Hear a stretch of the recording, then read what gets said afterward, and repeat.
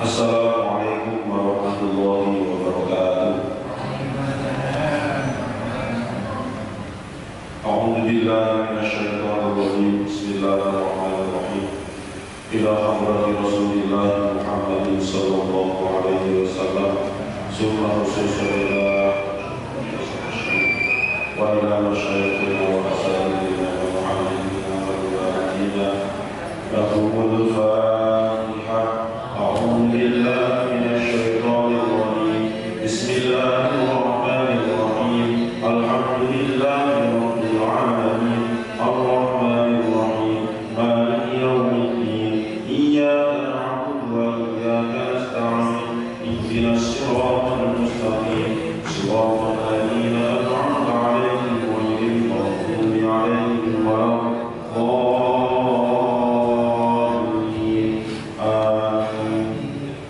Bismillahirrahmanirrahim. Wa sallallahu rahimahullahu ta'ala wa nafa'ana bihi wa bi'ulumihi fid dharain amin. Bismillahirrahmanirrahim. Melanjutkan penjelasan yang kemarin. Ruwiya anna iyata bin al-aswadi Nal-Aswadi sa'ala Ibn Abbas radhiyallahu anhuma faqala innahu qad waqa'a asyakka fi qawlihi ta'ala inna anzalnahu fi lailatul qadr wa qad nazala al-Qur'an wa qad nuzila al-Qur'an fi sa'iri syuhuri. Diriwayatkan sesungguhnya Atiyah bin Aswad itu pernah bertanya kepada sahabat Abdullah bin Abbas atau sahabat Ibnu Abbas. Ibnu Abbas atau nama aslinya adalah Abdullah bin Abbas itu kalau sama Kanjeng Nabi masih pernah sepupu. Jadi Ibnu Abbas ditanya oleh Atiyah bin Aswad mengenai inna anzalnahu fi lailatul qadr. Ayat inna anzalnahu fi lailatul qadr. Tetapi inna anzalnahu fi lailatul qadr ini yang dimaksud adalah yang ada di Quran surat Ad-Dukhan ayat 3, bukan yang di surat Al-Qadr ayat 1. Dari ayat ini akhirnya muncul semacam keraguan apakah Al-Quran itu diturunkan dalam tempo yang satu bentuk Al-Quran, apakah sekaligus atau berangsur-angsur. Karena para ulama sendiri mengartikan inna anzalnahu untuk dhamir hunya itu juga ada perbedaan pendapat, sehingga pendapat yang dihasilkan apakah berangsur-angsur ataupun sekaligus itu juga mengalami perbedaan. Itu yang dimaksud dengan innahu qad waqa'a asyakka fi qawlihi ta'ala wa qad nuzila al-Qur'an fi sa'iri syuhuri, karena sesungguhnya Al-Quran itu realitanya ketika malaikat Jibril itu menurunkan atau mewahyukan kepada Nabi Muhammad, itu kenyataannya pada di setiap di sepanjang tahun sampai kurang lebih 23 tahun. Itu berarti menunjukkan berangsur-angsur ketika proses wahyu dari malaikat Jibril kepada Nabi Muhammad Shallallahu Alaihi Wasallam. Nanti kalau sudah kita maknai sampai di halaman 7 yang atas atau halaman 8, saya halaman 8, nanti baru ada titik temu, ada penjelasan lebih detailnya lagi. Bismillahirrahmanirrahim. Wa qala Allah Ta'ala wa qala lahu sallallahu ta'ala Gusti Allah Ta'ala rupani lahu wa Qur'an faraqnahu litaqra'ahu 'alan nasi 'ala muksin wa nazzalnahu tanzila. Wa Qur'anan lan nurunaken ingsun ing Al-Qur'an. Wa Qur'anan lan nurunaken ingsun ing Al-Qur'an faraqnahu kelawan berangsur-angsur. Faraqna kelawan berangsur-angsur ingsun hu ing Al-Qur'an. Faraqnahu kelawan berangsur-angsur ingsun hu ing Al-Qur'an litaqra'a supaya maca sira hu ing atase litaqra'a supaya macaaken sira hu ing Al-Qur'an alan nasi ing atase manungsa, alan nasi ing atase manungsa, ala muksin ing atase alon-alon, ala muksin ing atase alon-alon. Pelan-pelan. Quran surat Al-Isra ayat 106. Allah berfirman di surat Al-Isra ayat 106, wa Qur'anan, Allah menurunkan Al-Quran faraqnahu dengan cara berangsur-angsur, artinya bukan sekaligus.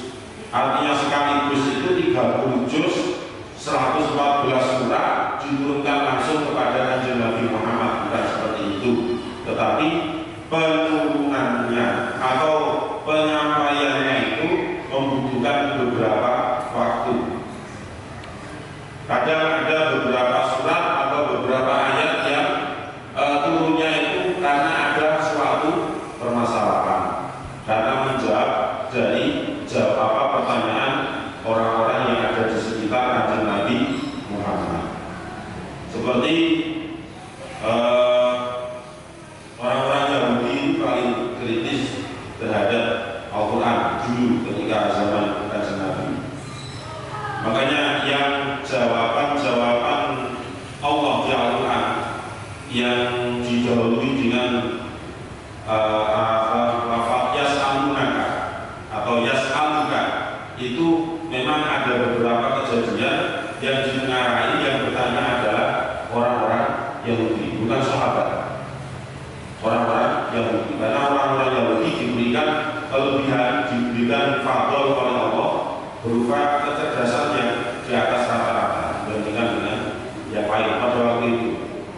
Contohnya yas'alukan nasu anis-sa'ah. Yas'aluka konka ing sira Muhammad sapa nasu manusa. Nah, nasu di situ yang dimaksud adalah sebagian dari orang Yahudi. Anis-sa'ah yang ditanyakan adalah tentang anis-sa'ah. Sa'ah itu hari kiamat.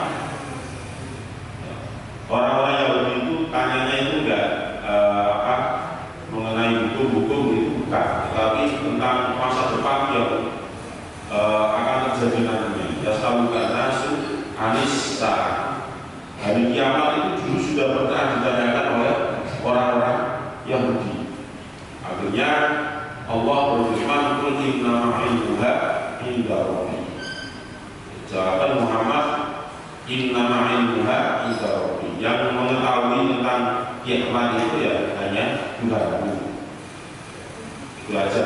Tapi selanjutnya nanti ada beberapa penjelasan. Kemudian itu kan ada satu ayat yang turunnya karena ada pertanyaan. berarti itu yang disebut dengan sababun nuzul. Sebab-sebab turunnya ayat atau surat Al-Quran itu karena menjawab dari pertanyaan.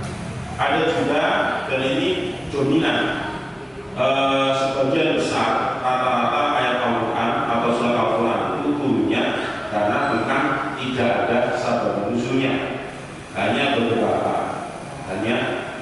surat atau beberapa ayat. Contoh, Allah menetapkan pengharaman khamr itu waktu itu tidak secara langsung diharamkan, itu tidak, tetapi Allah mengetahui bahwasanya orang-orang Arab itu waktu itu memang rata-rata sebagai orang yang berjualan, sedangkan yang dijual belikan itu adalah diantaranya khamr. Akhirnya diturunkan oleh Allah ayat yang sekedar menyinggung saja. Wa minan nakhili wal a'nabi tattakhiduna minhu sakaron wa rizqan hasanah. Jadi sekedar disinggung bahwasanya dari perasan anggur itu tattakhiduna minhu sakaron wa rizqan hasanah, bisa menghasilkan sakar. Sakar itu artinya ya yang memabukkan. Wa rizqan hasanah, dan di satu sisi juga dari perasan anggur itu ketika dijual akan menghasilkan nilai jual. Wa rizqan hasanah, rezeki yang baik. Hanya disinggung seperti itu saja. Itu pertama kali Allah mau mengharamkan khamr, tetapi belum sampai haram. Pada waktu itu belum sampai haram. Sudah diturunkan ayat itu ya seperti biasa, tidak ada perubahan di hukum orang-orang Arab waktu itu. Akhirnya diturunkan lagi ayat tentang khamr. Itu pun di beda ayat dan juga beda surat. Beda surat pertama. Kalau yang pertama tadi di juz 14, kemudian menyinggung khamr lagi di Quran surat Al-Baqarah. Yas'alunaka 'anil khamri wal maisir qul fihima ismun kabirun wa manafi'u linnas wa ismuhuma akbaru min naf'ihima. Akhirnya diturunkan oleh Allah ayat tersebut di Al-Baqarah, yas'alunaka 'anil khamri wal maisir. Banyak orang-orang yang bertanya tentang khamr dan juga perjudian. Qul fihima, jawab Muhammad, fihima, di dalam keduanya tersebut, artinya di dalam khamr dan juga perjudian itu ismun kabir, terdapat dosa yang sangat besar. Tapi di satu sisi yang lain, wa manafi'u linnas, ada unsur kemanfaatan bagi manusia. Itu khamr. Dan seperti kita ketahui bersama, khamr itu sangat laku keras kalau dijual misalnya di daerah dekat-dekat pegunungan, terutama di seperti di Rusia, karena memang tujuannya diantaranya adalah untuk menghangatkan badan, bukan untuk mabuk. Disinggung oleh Allah di surat Al-Baqarah tersebut, hanya dijelaskan saja kalau khamr itu ya ada unsur baiknya, ada unsur buruknya. Tapi qul fihima ismun kabirun wa manafi'u linnas, dijelaskan lagi oleh Allah, wa ismuhuma akbaru min naf'ihima. Akan tetapi berpikirlah bahwasanya sisi negatifnya itu jauh lebih besar, sisi madharatnya itu jauh lebih besar dibandingkan dengan unsur manfaatnya. Qul fi wa ismuhuma akbaru min naf'ihima wa yas'alunaka madza yunfiqun qulil 'afw kadzalika yubayyinullahu lakumul ayati la'allakum tatafakkarun. Dan itu ayat yang kedua yang membicarakan tentang proses pengharaman khamr. Tapi kan belum berlaku bahwasanya khamr itu haram, belum. Akhirnya jarak beberapa waktu kemudian diturunkan lagi oleh Allah ayat tentang khamr lagi. Karena penurunan Allah ini karena memang ada beberapa kasus, ada beberapa permasalahan Muhammad itu dibutuhkan segera untuk memecahkan masalah tersebut. Pemecahan masalah tersebut ya diantaranya dengan cara didatangkan wahyu kepada beliau. Akhirnya diwahyukan surat atau ayat yang ketiga yang membicarakan tentang khomer secara khusus ya, di Quran surat An-Nisa yang ketiga. Ya ayyuhalladzina amanu la taqrabus sholata wa antum sukara hatta ta'lamu ma taquluna wa la junuban illa 'abiri sabili hatta taghtasilu wa in kuntum marḍā aw 'alā safarin sampai akhir ayat. Lumayan panjang sekitar halaman 9. Nah, di ayat yang ketiga ini Allah hanya melarang minum khamr bagi orang-orang yang mau melaksanakan sholat wajib. Hanya mengharamkan khamr bagi orang-orang yang mau melaksanakan sholat, baik sholat wajib maupun wajib. Karena kejadiannya, sababun nuzulnya itu adalah ada salah satu sahabat yang ngimami, kemudian yang dijadikan makruh atau bacaan sholat waktu itu. Walaupun ini agak lemah ya, pendapat hadis yang saya ceritakan ini agak lemah mengenai salah satu sahabat yang ngimami kemudian membaca Quran surat Al-Kafirun.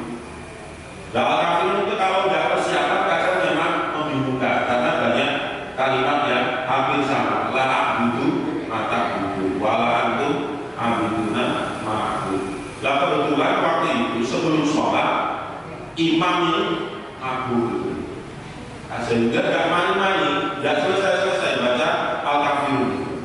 La a'budu mata budu boleh bakal mencoba akhirnya sahabat makmumnya itu ya mau membatalkan sholat itu ya sahabat yang imami yang dibatalkan itu ya boleh berhenti. Kalau diingatkan ya hanya sekedar mengingatkan, nggak nyaut-nyaut, namanya orang mabuk. Dan sedangkan ayat yang diturunkan oleh Allah itu memang menyinggung langsung ya ayyuhalladzina wahai orang-orang aman yang beriman la taqrabu janganlah kalian mendekati as-sholata sholat wa antum sukara sedangkan kalian itu dalam keadaan mabuk hatta ta'lamu ma sampai kalian mengetahui sesuatu maka kuluna apa yang kamu ucapkan. Orang mabuk itu kan apa yang diucapkan sendiri itu enggak paham, apalagi yang disampaikan oleh orang lain. Jadi percuma kalau misalnya makmum imam yang bulat tadi diingatkan oleh makmum pun juga tetap sama enggak paham, namanya orang mabuk.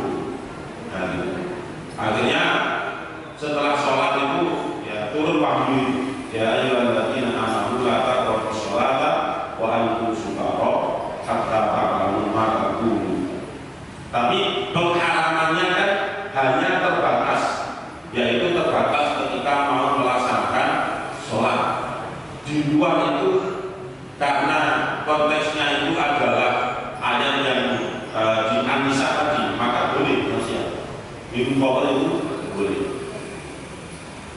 Akhirnya jarak beberapa waktu lagi setelah itu turun yang final final ayat yang terakhir membicarakan tentang khamr secara khusus di Quran surah Insya Allah Al-An'am 7 di halaman 2 itu yang sudah tidak boleh diganggu tidak. Ya ayyuhalladzina amanu innamal khamru wal maisiru wal ansabu wal azlamu rijsun min amali syaitani fajtanibuhu la'allakum tuflihun. Itu ayat terakhir yang membicarakan khamr secara khusus yang isinya tentang pengharaman khamr secara mutlak. Setelah ayat itu diturunkan maka tidak ada lagi yang namanya mabuk-mabukan dan sejenisnya. Yang mabuk-mabukan entah itu namanya arak, entah itu namanya kopi miring, entah itu namanya kopi tegak dan sebagainya, tetap diharamkan oleh Allah Subhanahu wa Ta'ala. apapun itu bentuknya, maka itu dihukumi khamr. Wa kullu muskirin haram, dan setiap yang memabukkan, menurut riwayat hadis dari Kanjeng Nabi, wa kullu muskirin haram, setiap yang memabukkan itu adalah dihukumi haram. Seperti menghirup kulit, itu kan bisa terbang, boleh. Nah, seperti itu juga termasuk dikiaskan, ya disamakan. Kalau di hukum syariat kita itu mengenal, kalau di usul fikih ada sumber hukum Islam yang muttafaq alaih, artinya sumber hukum Islam yang tidak ada perbedaan di antara ulama untuk dijadikan sebagai sumber hukum Islam. Ada 4: Al-Quran, hadis, ijma, dan qiyas. Semua ulama mengakui 4-4-nya sebagai sumber hukum Islam. Adapun kalau sumber hukum Islam yang mukhtalafin atau yang terjadi perbedaan pendapat diantaranya, contohnya seperti masalah musalah, kemudian istisna, syarul mangkobilana, istishab, kemudian satu dariah dan sebagainya. Tapi kalau qiyas masih yang muttafaq alaih, disepakati oleh semua ulama, bahwasanya menyamakan antara kulit dengan minuman keras itu memang sudah benar. Artinya benar itu sesuai, berarti sama-sama memabukkan, berarti dihukumi haram karena unsur memabukkan itu tadi.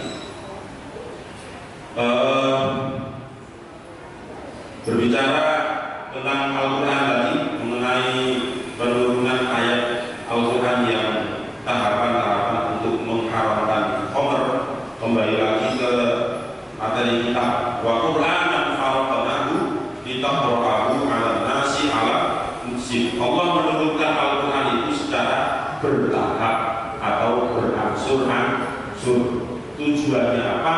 Litaqra'ahu 'alan nas, supaya apa yang telah diturunkan oleh Allah melalui malaikat Jibril itu bisa dibacakan kepada sahabat yang lain. Kalau misalnya Al-Quran itu wujud dalam bentuk 30 juz yang utuh 114 surat, maka orang ketika melihat saja itu kadang sudah enggan untuk melihat karena saking tebelnya.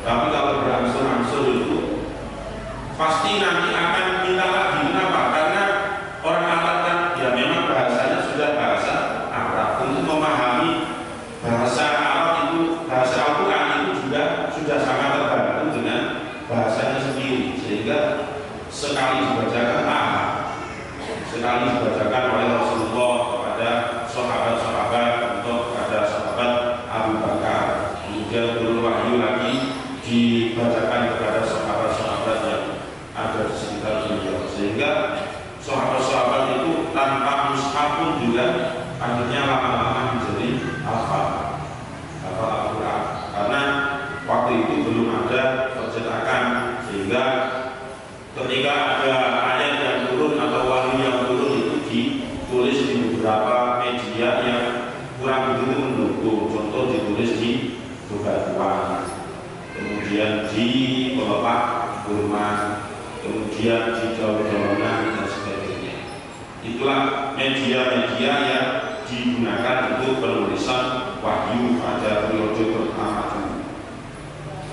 Al-Sin, pelan-pelan. Jadi disampaikannya wahyu kepada Nabi Muhammad itu juga sangat pelan-pelan. Kalau cepet-cepetan nanti, karena Nabi Muhammad itu juga al-ummi, bagian Nabi yang tidak baca, tidak bisa baca dan nulis, sehingga mengandalkan dikte dari atau simai atau pendengaran yang apa yang dibacakan oleh malaikat Jibril, sehingga muncul sampai sekarang itu ya bacaan Al-Quran seperti yang kita dengar kalau di Indonesia yang menggunakan riwayat Imam Hafiz itu. Kalau di luar Indonesia mungkin ada bacaan-bacaan yang tidak seperti di Indonesia, itu yang disebut dengan qiraat sab'ah, dan itu juga sama-sama benarnya, sama-sama benarnya. Jadi ketika nanti misalnya ada yang diberikan rezeki oleh Allah, kalau muslimin, kalau muslimat di mana diberikan rezeki bisa berangkat haji atau berangkat umroh, ketika ada mendengar bacaan Al-Quran sekiranya berbeda dengan bacaan kita, jangan tergesa-gesa untuk menyalahkan. Mumpung belum isi dengan sendirinya. Karena kenapa? Ya, karena itu bacaannya juga dibenarkan. Contoh ya, contoh waktuha dibaca waktuhe. Kemudian ihdinas siratal mustaqim misalnya dibaca ihdinas sirat tidak izza. Ya sudah, itu memang diakui oleh Kanjeng Nabi Muhammad, nggak salah seperti itu. Itu masyhur. Memang mata rantai sanadnya itu ya juga sampai kepada Kanjeng Nabi. Kemudian baca ro itu diganti dengan ra. Nah itu juga yang memang betul bacaan seperti itu. Ro, kalau kita ro, ra nggak ada. Kalau di salah satu imam Syafi'i itu ya ada yang baca ra, ra, bukan ro. Kemudian yang ketika bertemu dengan al itu langsung di sambung langsung, itu juga banyak ya macamnya kira sabar. Jadi seperti itu seluruh Al-Quran, tapi yang jelas itu dibenarkan. Tidak hanya di segi membaca, dalam segi penulisan Al-Quran itu juga masing-masing negara punya teknis atau jurnis penulisan sendiri-sendiri. Mungkin masih ada yang ingat beberapa tahun yang lalu ketepatan salah satu orang dari daerah Madura kalau tidak salah, itu menunjukkan di video itu bahwasanya Al-Quran itu adalah Al-Quran yang sesat karena penulisannya dicetak kok berbeda dengan cetakan pada umumnya yang terjadi di Indonesia. Nah, ternyata telusur itu cetakan bukan cetakan Indonesia, tetapi Jazirah Arab sana yang mencetak. Tapi kursi bahwa ke Indonesia siapa akhirnya menjadi viral. Nah seperti itu kan terus kadung viral, terus menjelek-jelekan Kementerian Agama Republik Indonesia. Ternyata si salah kecil memviralkan sendiri tadi, mumpung burung seperti itu. Jadi seharusnya ketika terdapat kabar yang belum begitu yakin, maka bayar ditabayarkan dulu. Ya, jadi diproses dulu. Apakah itu betul atau tidak? Kalau tidak betul ya memang harus diinformasikan bahwasanya ini terjadi kesalahan. Tapi kalau memang seperti yang terjadi beberapa tahun yang lalu itu, contoh ya, waktu itu iya itu titiknya 2 di atas. Kalau kita kan mengenal ta, dari situ ternyata titik 2-nya di atas itu disebut ya. Ya memang cara penulisan dari negara yang dimaksud itu seperti itu, nggak bisa disalahkan. Karena masing-masing negara, terutama negara Islam, itu mempunyai acuan sendiri-sendiri dalam menulis Al-Quran. Nah, seperti di Indonesia dan sebagaimana yang kita baca di sejarah ini. Dan itu juga sudah melalui yang namanya lapisan-lapisan di Kementerian Agama atau di Lajnah Pentas Al-Quran itu sudah luar biasa. Tidak hanya 1, 2, 3 kali koreksi, tapi berlipat-lipat sebelum betul-betul dicetak gitu. Dikoreksi lebih dahulu, kemudian cetakan ini jadi itu juga dikoreksi lagi sebelum diperbanyak. Dan kalau misalnya terjadi kesalahan, ya harus ditarik kembali dan harus dihaluskan, tidak boleh beredar di masyarakat. Itu peraturan di negara kita. Wa qala alladziina kafaru laula nuzila 'alaihi al-Qur'anu jumlatan wahidah. Wa qala adahu sapa alladziina wa akeh kafaru kang kufur sapa alladziina.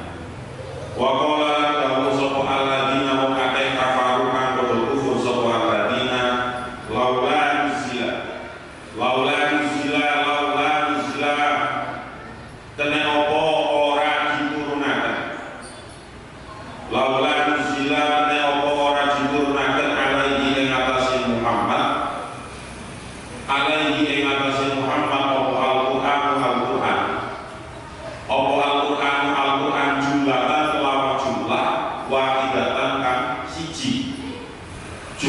jumlatan kelawan jumlah wahidatan kan siji.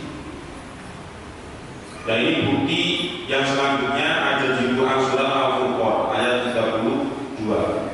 Wa qala alladziina kafaru laula nuzila 'alaihil Qur'anu jumlatan wahidah kadzalika linusabbita bihi fu'adaka wa rattalnahu tartilan. Orang-orang kafir itu bertanya kepada Nabi Muhammad, kenapa Al-Quran itu tidak diturunkan sekaligus saja? Kalau memang Tuhan itu mampu, kasarannya seperti itu. Namanya orang kafir. Berarti kan orang kafir saja itu mengetahui bahwasanya Al-Quran diturunkan kepada Nabi Muhammad itu secara bertahap atau secara berangsur-angsur. Nah, akan tetapi Al-Quran yang diturunkan secara penuh 30 juz dan 114 surat itu adalah karena Al-Quran itu sebenarnya penurunannya melalui 3 tahapan. Tahapan yang pertama dari Allah Subhanahu wa Ta'ala ke Lauh Mahfuz. Kemudian yang kedua dari Lauh Mahfuz ke Baitul Izzah. Dari Baitul Izzah kepada Nabi Muhammad melalui malaikat Jibril. Seperti itu tahapan penurunan Al-Quran. Nah, yang dimaksud dengan inna anzalnahu fi lailatul qadri itu bunyinya adalah kembali kepada Al-Quran yang dari Allah ke Lauh Mahfuz. Jadi dari Allah ke Lauh Mahfuz atau yang disebut dengan masternya Al-Quran yang asli yang 30 juz yang 114 surat itu diturunkan oleh Allah secara sekaligus dari Allah sendiri ke Lauh Mahfuz. Jadi tersimpan di sana. Dari Lauh Mahfuz kemudian transit lagi ke Baitul Izzah. Baitul Izzah itu apa? Baitul Izzah itu soal kalau di beberapa kitab ilmu tafsir itu ilas sama dunia. Jadi langit dunia. Langit dunia kan berarti langit yang sak bawah, yang paling dekat dengan kita itu yang disebut dengan ilas sama dunia. Jadi disitulah Al-Quran itu proses penurunannya bertahap. Gitu ya. Jadi proses 1, 2 itu penuh 30 juz. Kemudian proses yang ketiga yaitu dari Baitul Izzah kepada Nabi Muhammad itu yang diturunkan secara bertahap. Jadi jangan sampai salah memahami antara bertahap atau penuh. Kalau di Al-Quran rata-rata ya, firman Allah itu bertahap karena membicarakan ketika proses dari Baitul Izzah kepada Nabi Muhammad. Jadi bukan dari Allah langsung kemudian ke malaikat Jibril langsung diwahyukan kepada Nabi Muhammad, bukan, tapi sudah melalui turunnya seperti itu. Jadi penuh 30 juz oleh Allah diletakkan di Lauh Mahfuz. Dari Lauh Mahfuz kemudian diturunkan lagi ke Sama'ud Dunya. Nah, dari Sama'ud Dunya itulah bertahap, berangsur-angsur sesuai dengan perintah Allah, sesuai dengan perintah Allah. Tetapi di sisi lain juga Nabi Muhammad kadang terlalu mengandalkan yang namanya wahyu yang berupa firman Allah itu. Contoh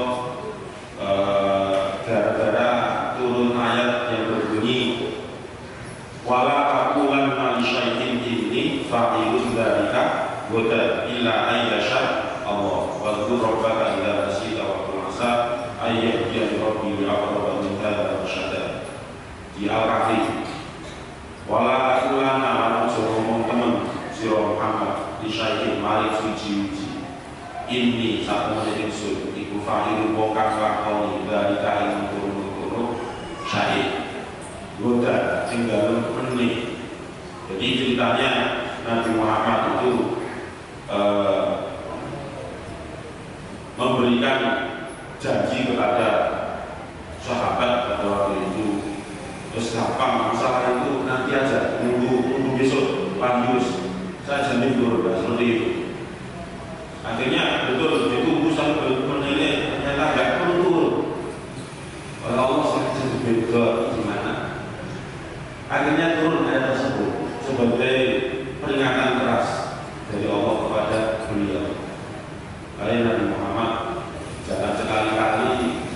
ketika kamu itu mengatakan sesuatu yang belum pasti dengan yakin, itu ternyata sudah memastikan besok akan turun. Ya udah tak turun wahyu, tahu enggak? Kalau bahasa kita tak ngabur. Akhirnya setelah itulah Kanjeng Nabi Muhammad itu ya sesuai dengan wahyu dari Allah, artinya sudah tidak mengulangi yang kedua kalinya dan seterusnya. Pasti illa ayyasha Allah. Jadi harus dijawab dengan insya Allah. Jadi kalau kita memang diajak misalnya untuk ziarah, kemudian antara ya atau tidak kita belum bisa memutuskan, ya sudah kita harus bilang insya Allah jika Allah menghendaki. Karena kalau di Al-Quran sendiri itu kata-kata insya Allah itu kalau dikembalikan kepada cerita itu ada model 3 macam juga. Ada yang seperti macamnya Nabi Muhammad tadi yang betul-betul belum tahu apakah bisa melaksanakan atau betul. Itu yang terjadi pada Nabi Muhammad dan ayat tadi wala taqulanna syai'in inni fa'ilun dzalika bedat. Ada yang modelnya sudah pasti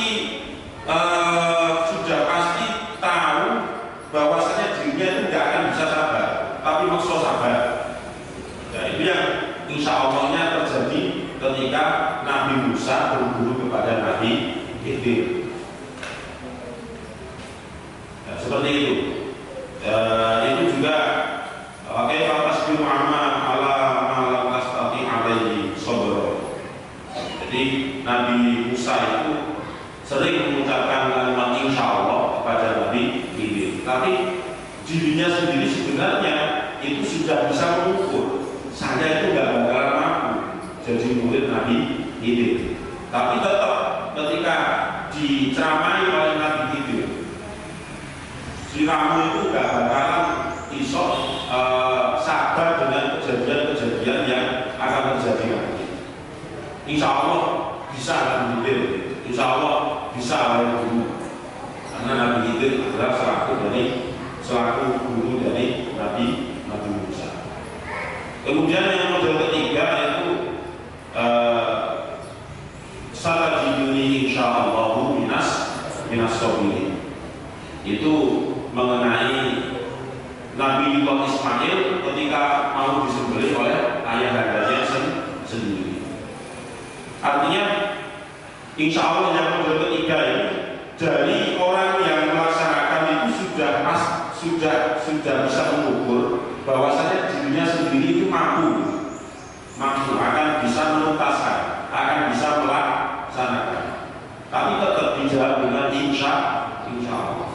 Satajiduni insya Allah minas sabirin.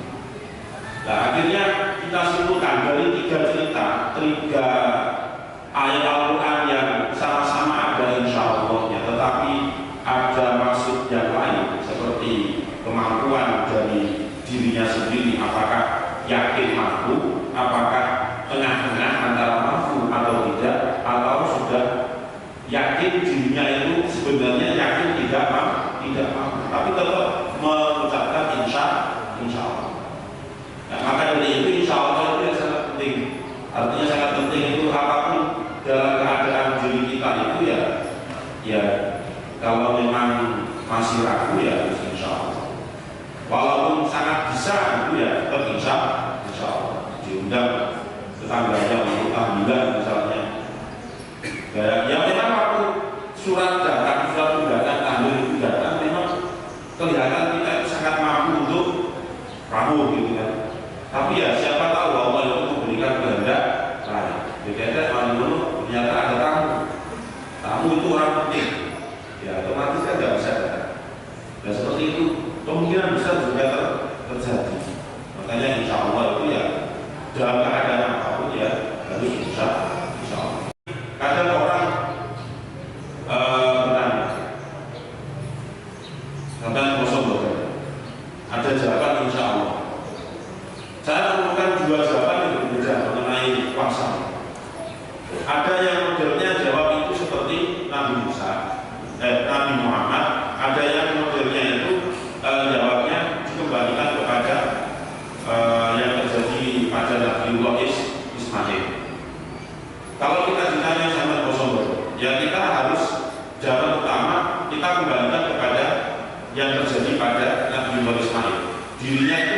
sudah bisa mengukur bahwasanya pasti akan menjadi orang yang sabar. Ya, artinya saya ketika ditanya sampai poso, ya tidak poso tanpa insya Allah, karena keyakinan dirinya sudah pasti puasa. Urusan nanti ada apa-apa itu dipikir nanti, dan itu masalah nanti yang muncul. Ya, ada yang mendapat kedua, ya tetap pakai insya Allah, walaupun itu dirinya sudah pasti mampu. Ya, dua-duanya ya benar, dua-duanya benar. Jadi kalau ditanya teman kosong, ternyata nanti terjadi apa misalnya menjelang maghrib yang menyebabkan dia itu batal puasa. Tapi kan itu sangat kecil kemungkinannya. Terutama ini puasa Pak sih. Beda kalau puasa sunnah. Karena puasa sunnah itu kadang kita nggak begitu niat. Ya niat artinya berbeda dengan ketika puasa Ramadan. Penuh imanan, waktu sabar sampai niatnya itu habis ramai sudah diniati. Kalau puasa sunnah kan ya ketika sahur niat sah-sah saja, tidak ada masalah. Wa qala alladziina kafaru laula unzila 'alaihi al-Qur'an jumlatan wahidah. Jadi orang-orang kafir itu bertanya kepada Nabi Muhammad, kalau memang Allah itu mampu untuk menurunkan Al-Quran sekaligus yang jumlahnya berapa itu ya, diturunkan aja sekalian, tidak berbunyi apa itu. Itu kalau bahasanya kita seperti itu. Tapi semuanya itu kan ada tujuan. Allah menurunkan Al-Quran kepada Nabi Muhammad itu secara bertahap, secara berhasil punya tujuan, punya maksud tertentu. Tetapi kebanyakan manusia tidak mengetahui apa yang menjadi maksud Allah Subhanahu wa Ta'ala. Faqala muqaddamu sapa Ibnu Abbas, sahabat Ibnu Abbas, nuzila diturunkan apa Al-Qur'an, Al-Qur'an. Nuzila diturunkan apa Al-Qur'an jumlatan, kelawan jumlah wahidatan kan siji. Jumlatan kelawan jumlah wahidatan kan siji. Minal lauhi saking minal lauhi saking papan atau panggonan al mahfudi kang dijogro. Minal lauhil mahfudi saking panggonan kang dijogro. Jadi Al-Quran itu diturunkan jumlatan wahidatan dalam bentuk yang jumlah yang satu, artinya secara tidak berangsur ya, secara asli 30 juz itu minal lauhil mahfud, dari tempat yang dijaga. Jadi lauhil mahfud itu artinya ya tempat yang sangat terjaga, yang tidak bisa diakses oleh siapapun kecuali Allah dan juga Kanjeng Nabi Muhammad yang ketika Isra dan Mi'raj itu bisa nembus ke sana. Karena dalam sebuah riwayat menyatakan malaikat Jibril saja itu untuk nembus ke Sidratul Muntaha itu mikir-mikir, kalau tidak dapat izin dari Allah ya tidak bisa nembus ke sana.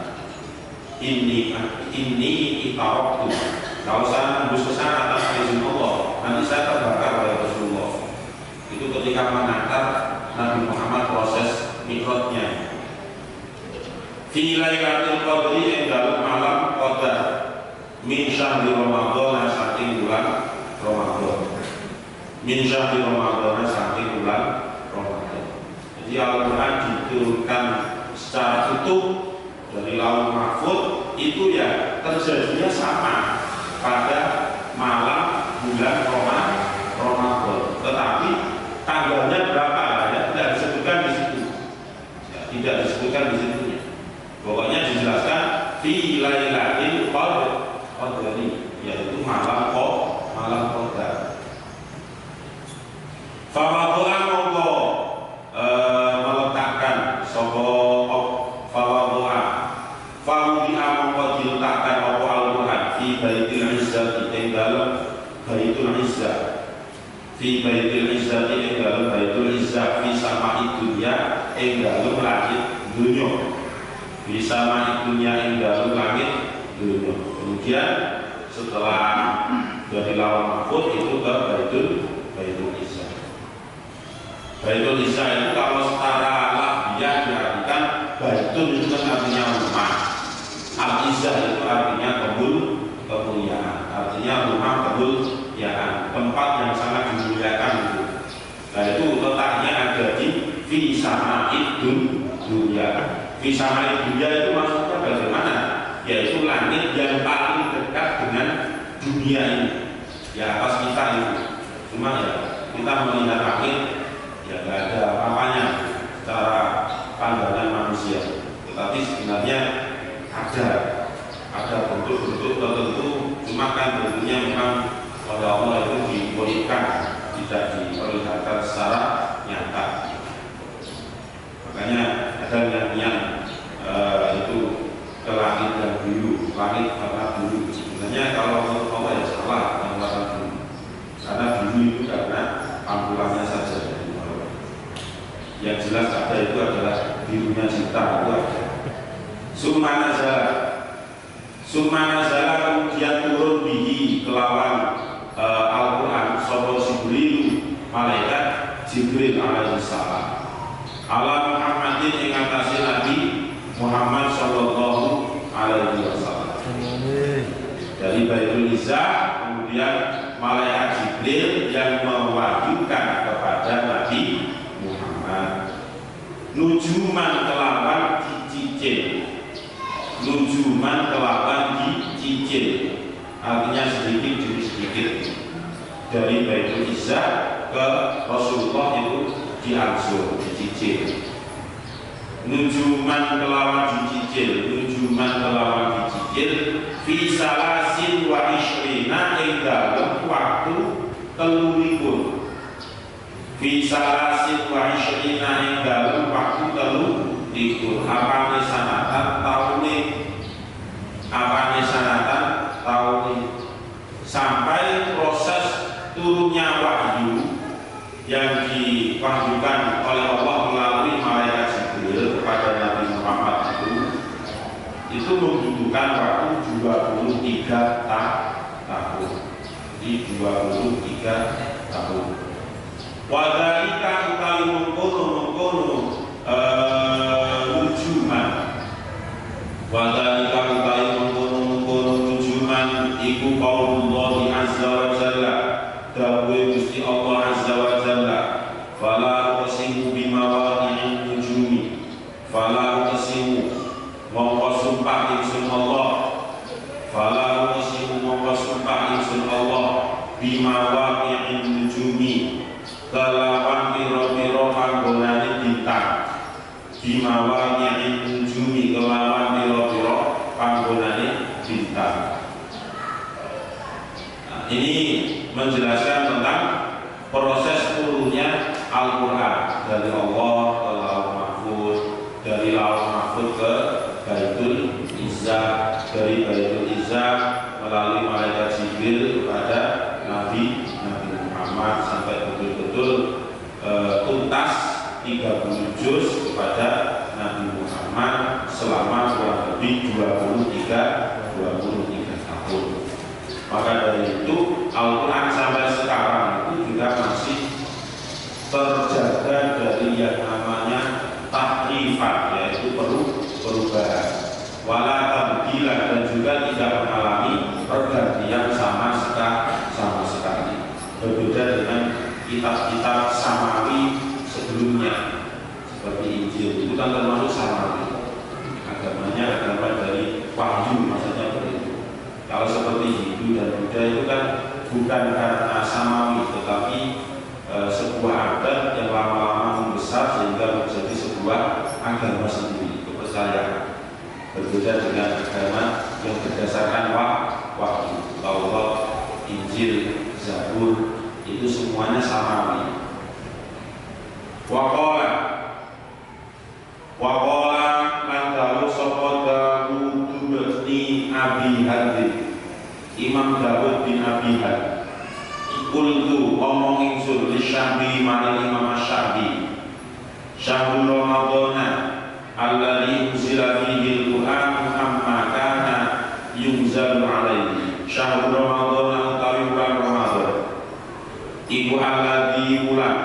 iku alladzi syahrul Ramadan iku alladzi kang unzila diturunaken fihi ing dalem syahrul Ramadan unzila diturunaken fihi ing dalem syahrul Ramadan apa Al-Qur'an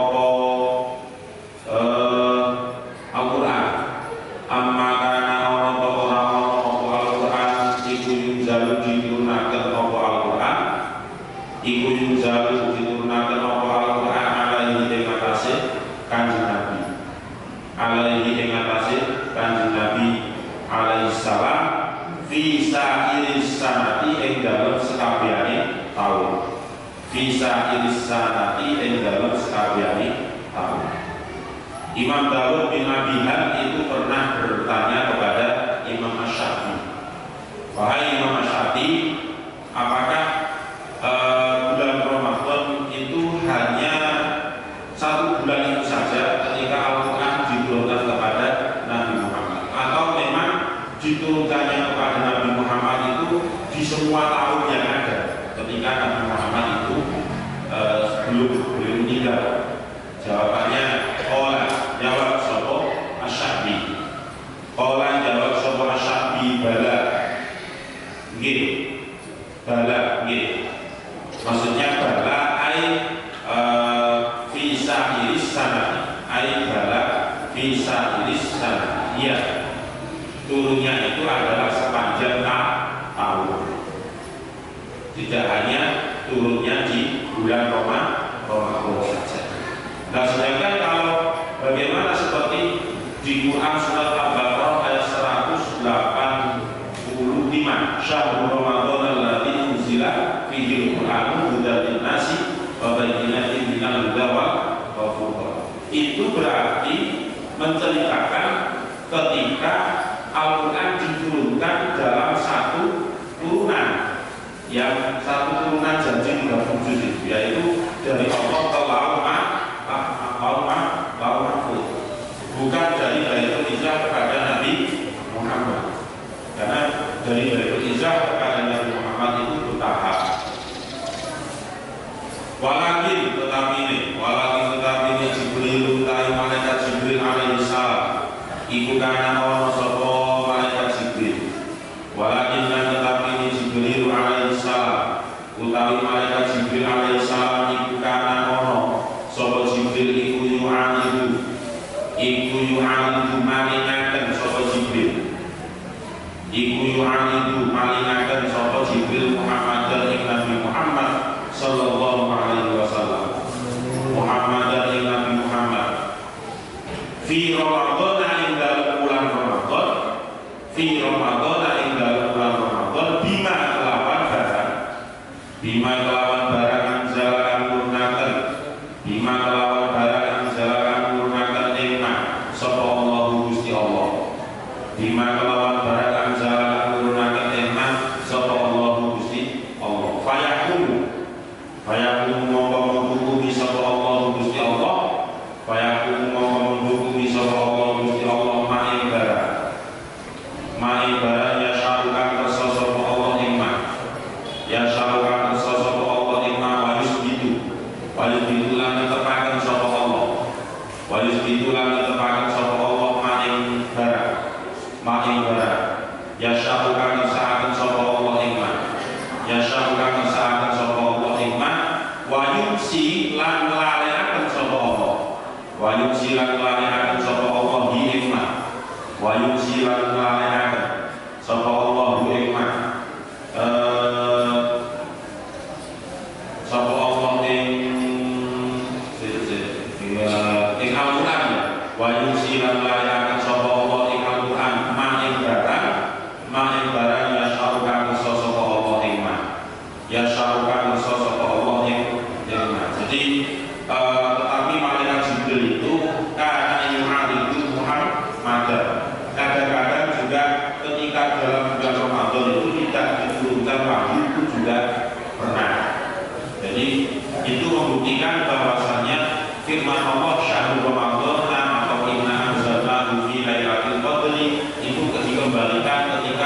Allah menurunkan Al-Quran dari Allah sendiri kepada Lauh Mahfuz, dari Lauh Mahfuz ke Baitul Izzah. Itu memang diturunkan pada malam Qadar.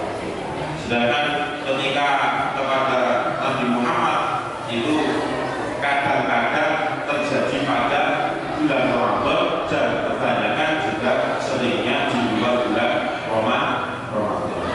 Wallahu a'lam bishawab. Al-Fatihah. A'udzubillahi minasyaitonir rajim. Bismillahirrahmanirrahim. Alhamdulillahirabbil alamin arrahmanir rahim. Iyyaka na'budu wa iyyaka nasta'in. Ihdinas siratal ladzina an'amta 'alaihim ghairil maghdubi 'alaihim waladdallin. Bismillahirrahmanirrahim. Subhanallahumma wa bihamdika asyhadu an la ilaha illa anta astaghfiruka wa atubu ilaik. Subhanallahumma wa bihamdika asyhadu an la ilaha illa anta astaghfiruka wa atubu ilaik. Subhanallahumma wa bihamdika asyhadu an la ilaha illa anta astaghfiruka wa atubu ilaik. Mugi-mugi saged manfaat, mugi-mugi kita sedaya selalu pinaringan kesehatan dari Allah Subhanahu wa taala. Kita mangkai poso ngantos akhir-akhir, mugi-mugi pinaringan umur panjang, barokah hidup, amin ya rabbal alamin. Wabillahi taufiq wal hidayah. Wassalamualaikum warahmatullahi wabarakatuh.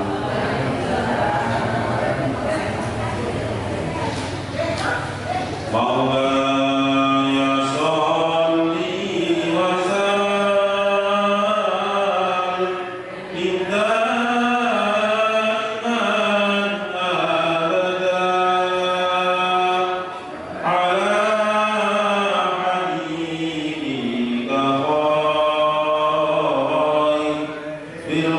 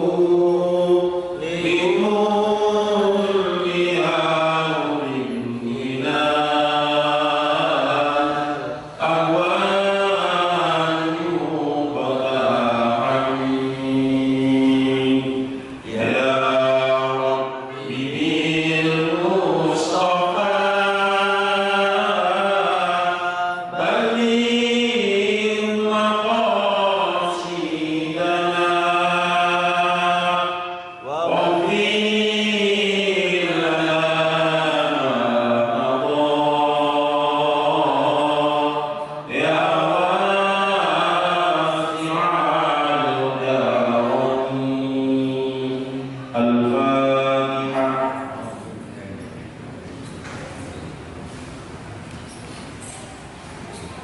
Iya.